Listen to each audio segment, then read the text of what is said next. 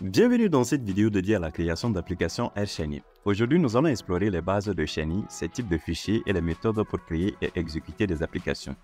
Que vous soyez débutant, intermédiaire, cette vidéo vous apportera des connaissances pratiques pour réussir vos projets AirShiny. Ce cours aborde une partie théorique et une partie pratique. La présentation va s'articuler autour de 3 points. Nous allons d'abord définir les objectifs du cours. Ensuite, nous verrons les deux types d'applications que vous pouvez créer dans Shiny, le fichier unique et multiple. Nous allons finir par la méthode de création, que ce soit via des fichiers, des scripts ou des projets complets.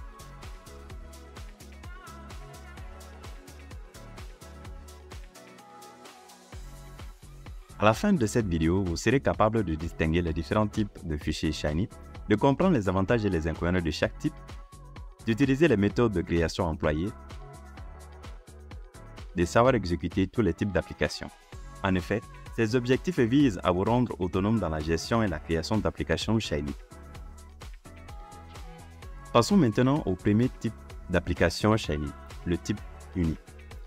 Le fichier unique est un fichier nommé A.R et composé de l'importation du package, de l'interface utilisateur, du serveur de l'application, du compilateur de l'application.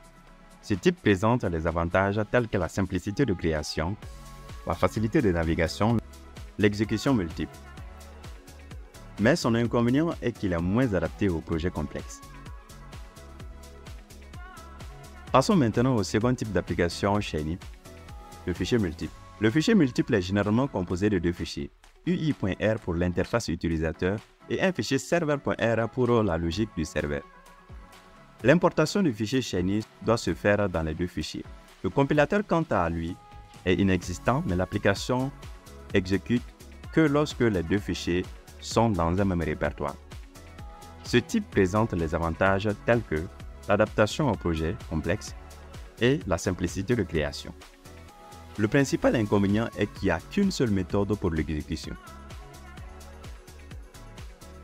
Pour la première méthode de création de l'application, nous allons utiliser la commande File. Nous allons passer à partir de File pour cliquer sur New File et finalement prendre Shiny Web App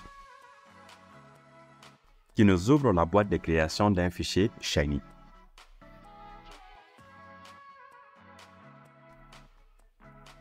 Pour la deuxième méthode de création de l'application, c'est la commande Script. Je ne vous apprends rien pour la création d'un script R.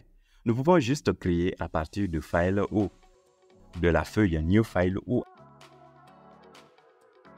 à l'aide de touches à raccourci CTRL-SHIFT-N. À partir de ce fichier, vous allez saisir le Shiny App en sélectionnant la version Snip. Pour la troisième méthode de création de l'application, nous utilisons la commande Project. C'est aussi pareil, nous pouvons juste créer à partir de File ou de la Create Project. Puis, nous prenons le New Directory pour cliquer sur Shiny Application et finalement, qui nous ouvre la boîte de création de l'application.